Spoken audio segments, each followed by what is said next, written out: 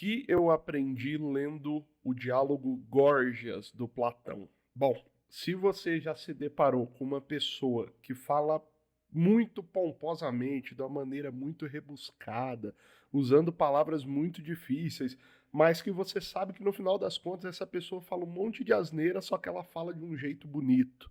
Ou então, se você já se deparou, com certeza, né? Você já se deparou com pessoas que têm uma facilidade imensa de levar os outros na conversa. Ela tá falando uma coisa errada, mas porque ela fala de um jeito bonito, as pessoas acabam seguindo aquela pessoa. É exatamente sobre esse ponto que vai falar o diálogo Górgias de Platão, e nesse vídeo aqui eu vou te explicar duas coisas sobre este livro, sobre esse diálogo. Primeiro, que o diálogo de Górgias vai trazer a ideia de que a retórica, ou seja, a habilidade ali de falar bem, sem ter por trás dela a busca pela verdade, não serve de nada. E depois eu vou comentar sobre um ponto muito interessante também desse diálogo, que é a diferença de Sócrates e Cállicles, que são duas pessoas que estão conversando nesse diálogo ali, a diferença de visão deles a respeito do que é ser feliz, do que é ter felicidade e do que constitui algo vergonhoso ou algo feliz. Então a gente vai falar sobre essas duas questões aqui logo a seguir. Bom, primeiro a gente precisa entender então o que é a retórica, que é exatamente o assunto central desse diálogo, né? A retórica é a capacidade que o indivíduo tem de articular as palavras, conduzindo o outro, ou seja, a outra pessoa, ao entendimento que ele bem desejar. Então, se eu tenho domínio da retórica, eu consigo conduzir discursos de modo a levar as pessoas a tomar determinadas ações que eu desejo, ou levar elas a entender as coisas do modo como eu quero que elas entendam. É como se fosse uma capacidade de persuasão, a gente diria hoje em dia, mas a disciplina que trata da persuasão, então chama-se retórica, e é exatamente a respeito dessa tal de retórica que o diálogo fala e que a gente vai entender esses dois pontos que eu comentei aqui. Bom, pela própria definição da retórica que a gente tem então no diálogo Górgias, que é exatamente essa que eu acabei de citar, a gente enxerga que se a retórica não tem um compromisso com a verdade, ou seja, se a pessoa que está usando esses artifícios de linguagem, ela não está usando em prol de transmitir uma mensagem verdadeira, então essa retórica ela seria de certa forma inútil. Por quê? Porque se não há um compromisso com a verdade, ela é simplesmente uma habilidade que eu posso usar para o que eu quiser. Então, esse, inclusive, é o motivo pelo qual Sócrates, no diálogo, classifica a retórica, ou seja, a capacidade de persuasão, como uma simples habilidade e não como uma virtude em si. Ou seja, não é virtuoso você saber falar bem, porque saber falar bem não significa que você está falando a verdade. Saber falar bem é apenas uma habilidade técnica do orador. Então, Sócrates, já no começo do diálogo, estabelece essa diferença entre o que seria uma virtude e o que seria uma simples habilidade. A habilidade pode ser até usada pela virtude, só que não pode ser chamada de virtude por si mesma. Então, para Sócrates, e a gente vai encontrar um paralelo com isso nos dias de hoje, eu tenho certeza, daqui a pouco eu vou falar disso. Se você não usasse a retórica em prol da verdade, ela na verdade poderia ser um mal por completo. Aquilo que o pessoal ali no diálogo estava defendendo, que é a capacidade de persuasão, se não for usada em prol de um discurso verdadeiro, ou seja, em prol de convencer o outro da verdade, ela na verdade pode se tornar algo mal, porque, por exemplo, a retórica, a persuasão, poderia ser usada para livrar uma pessoa que é culpada de uma condenação. Inclusive, o livro traz exemplos disso aí. Diante de um tribunal, alguém poderia ser liberto, mesmo sendo culpado, simplesmente porque dominou a arte do uso das palavras. Ao que Cállicles, que é a pessoa que está debatendo com Sócrates, vai dizer então que isso é bom, né? Que isso é virtuoso. Esse homem que tem essa habilidade, ele sim que é feliz. Enquanto Sócrates vai dizer que, na verdade, ele está causando um mal com essa ação para ele mesmo, porque ele está corrompendo a sua alma e corrompendo os outros também que estão ao redor, simplesmente porque está usando uma habilidade com o objetivo ruim, com o objetivo mau, que é se livrar de uma condenação da qual ele é culpado. Ou seja, a retórica em si, ela deve servir ou a verdade ou a falsidade, né? Porque ela é simplesmente uma habilidade, né?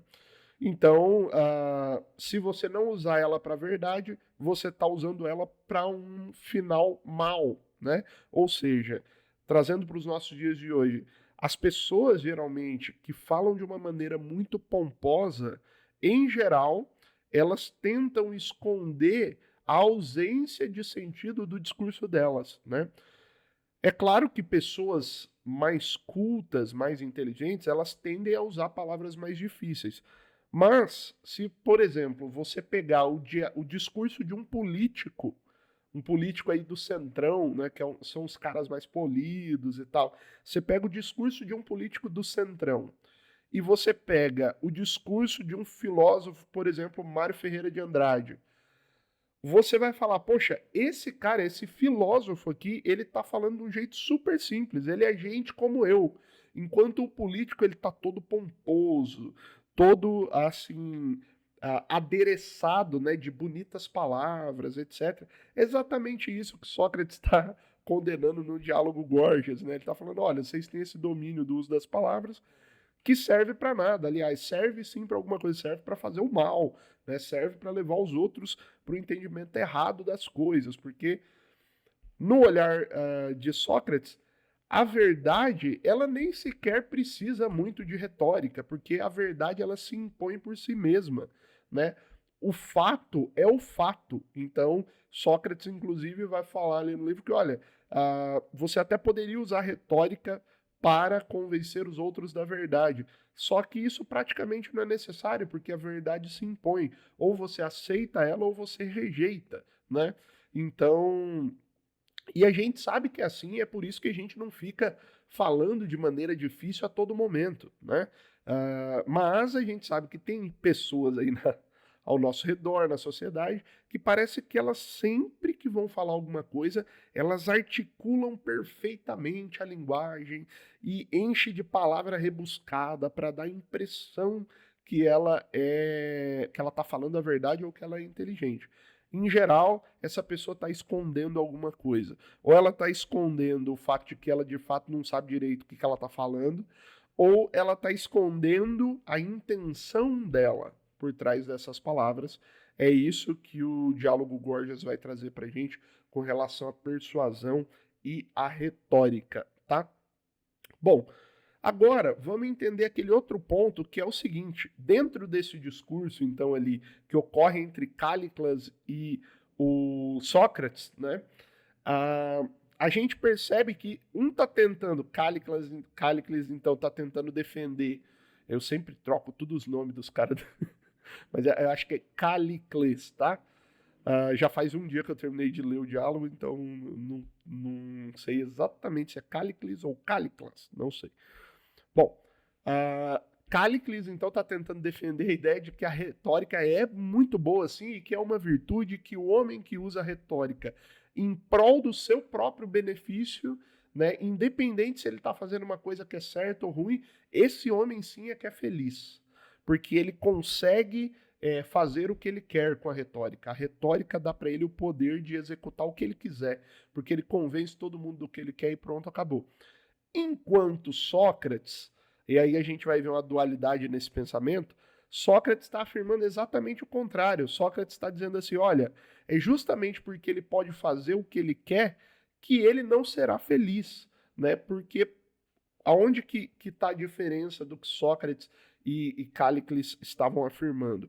É que para Cállicles, a felicidade, ou seja, alguém que alcançaria um estado de felicidade seria um homem ou uma mulher, né? Uma pessoa que conseguisse usar a retórica para fazer tudo aquilo que ela quisesse, ou seja, para satisfazer todos os seus desejos. Então, aqui a gente vê uma dualidade que existe ainda nos dias de hoje. Para algumas pessoas, como para Cállicles, a felicidade consiste na plena satisfação dos seus desejos.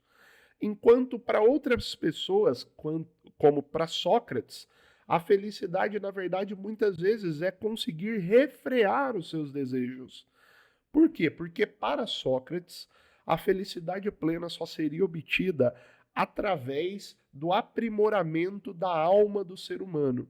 Esse aprimoramento seria feito através da busca do aperfeiçoamento nas virtudes. As virtudes, né? Aí a gente vai entrar aqui num outro ponto da filosofia grega, mas as virtudes seriam características de uma alma nobre, né? Características de uma alma boa. Eu acho que explicando desse jeito vai ficar simples de entender. Então, por exemplo, a justiça é uma virtude para os gregos. Então, o que Sócrates estava querendo dizer? Olha, se para ser justo eu tiver que deixar de satisfazer os meus desejos, é isso que eu quero, porque é isso que é ser feliz de verdade. É melhorar a minha alma, é melhorar a mim mesmo, né? É me aproximar o máximo possível de ser um homem plenamente bom, plenamente moral, justo, verdadeiro, né? Enquanto Cállicles está falando, olha, na verdade a felicidade é fazer o que eu quero, né? É fazer o que os meus desejos mandam, e se a retórica vai me ajudar a isso, então que seja a retórica uma virtude. Esse mesmo paralelo, né, entre achar que a felicidade é o pleno satisfazer dos desejos e do outro lado entender que o desejo na verdade é só um dos elementos, né, que na verdade a felicidade seria o aprimoramento da sua alma, tornando ela melhor, né?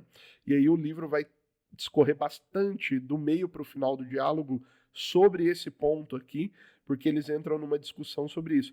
Esse ponto é muito perceptível hoje em dia também, né? A gente vive num mundo praticamente hedonista, onde as pessoas consideram a obtenção de prazer como elemento de felicidade, né? Ao passo que, para a maioria das pessoas, a obtenção de virtudes, ou seja, você ser mais justo, você ser mais verdadeiro, se afastar da mentira, né?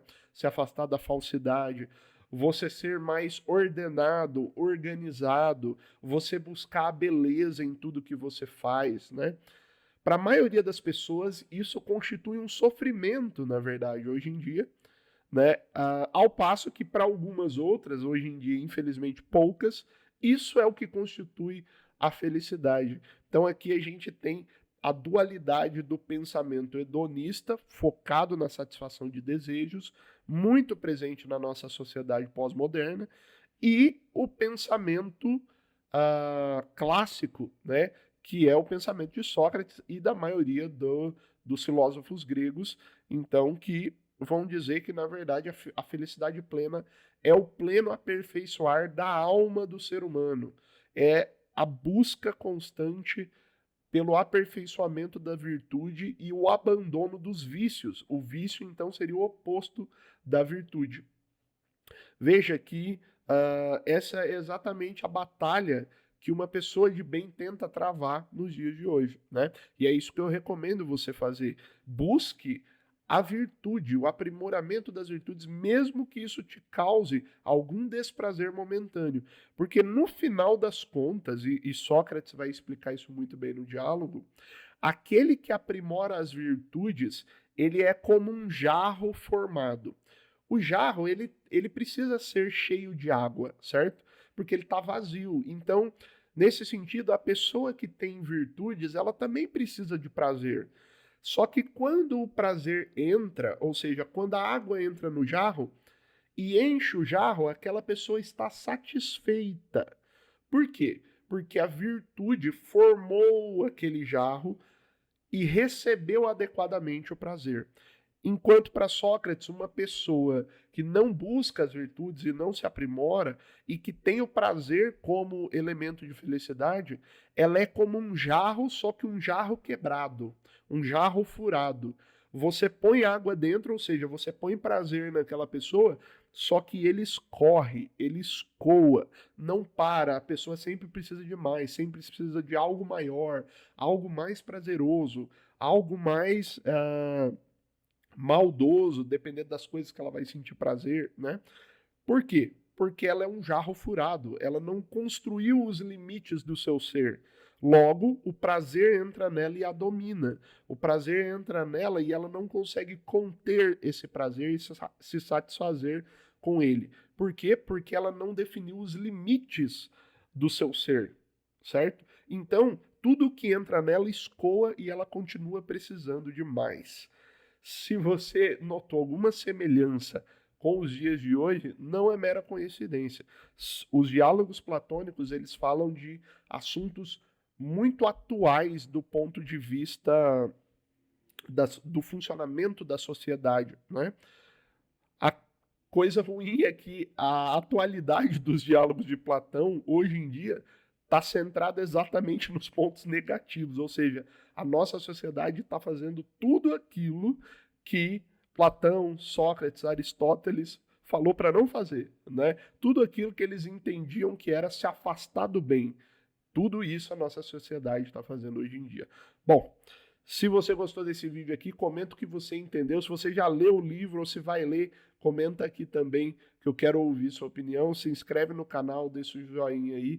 E um abraço e até o próximo vídeo.